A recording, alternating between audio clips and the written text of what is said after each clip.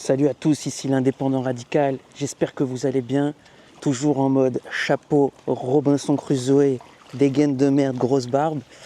Aujourd'hui je voulais juste vous parler d'un tout petit exercice et cet exercice ce serait en fait de noter tout ce qui vous fait peur, tout ce qui vous limite, ce qu'on peut appeler des fois les plafonds de verre, des croyances limitantes, et vous allez noter en fait qu'est-ce qui pourrait être le pire dans votre vie si vous essayez autre chose pour changer les normes, pour changer les habitudes, ok?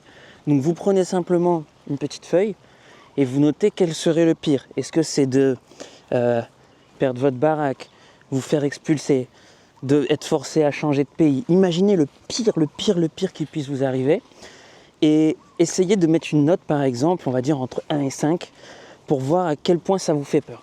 Essayez d'avoir une liste exhaustive de tout ce qui vous fait peur, ok? Et ensuite dans cette liste, vous allez peut-être ou vous confronter de temps en temps à ce qui vous fait peur, ou essayer de capter en posant la question par exemple 5 fois pourquoi.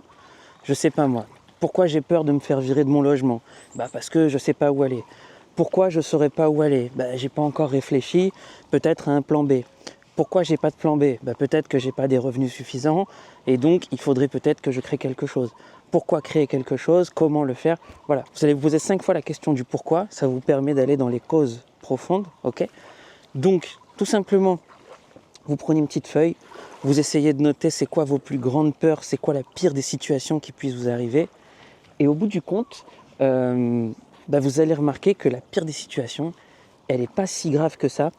Il y a Sénèque qui disait que de temps en temps, c'était bien de goûter à la pauvreté. Et le fait de vivre très simplement, ça vous permet aussi d'éviter la crainte de « et si je perdais tout ?» Moi, je sais que le fait de savoir vivre avec juste un petit sac à dos, je me dis « Ok, si c'est le pire des cas qui arrive, un jour et que je me retrouve avec mon sac à dos, qu'est-ce que je peux faire? Est-ce que je peux vivre? Est-ce que je peux survivre? Est-ce que je peux même apprécier toujours la vie ?» Oui, tout à fait. Donc, pour ça, je vous invite à prendre cette petite feuille, de noter simplement vos grandes peurs, vos grandes craintes, d'essayer de voir quelle serait la pire des situations et essayer aussi de relativiser avec ça. Est-ce que finalement, les pires des situations sont vraiment graves ou pas? Et je vous assure que dans le temps, on arrive toujours à se remettre du pire. Si vous avez pu créer des choses et les perdre, vous pourrez les recréer.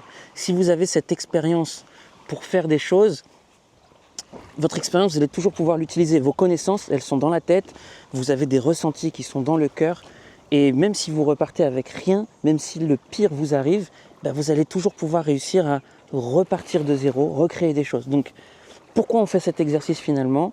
Simplement, c'est se libérer de la pression sociale, se libérer des appréhensions, se libérer les épaules de tout ce qu'on peut porter, ok? Et une fois que vous avez ça, vous commencez à aller vers de la liberté. Si cette idée vous a intéressé, je vous invite à regarder dans la description. Vous pourrez télécharger mon guide 5 étapes vers le changement. Vous mettez votre mail, vous cliquez, vous mettez votre mail, je vous envoie ça. Bien sûr, c'est gratuit. Il y a toute ma façon de penser. Et l'idée, c'est de voir comment on peut faire pour vous créer une vie simplement qui vous ressemble. Ok? Allez, on se retrouve dans une prochaine vidéo. Je vous souhaite le meilleur et je vous dis à la prochaine. Allez, ciao!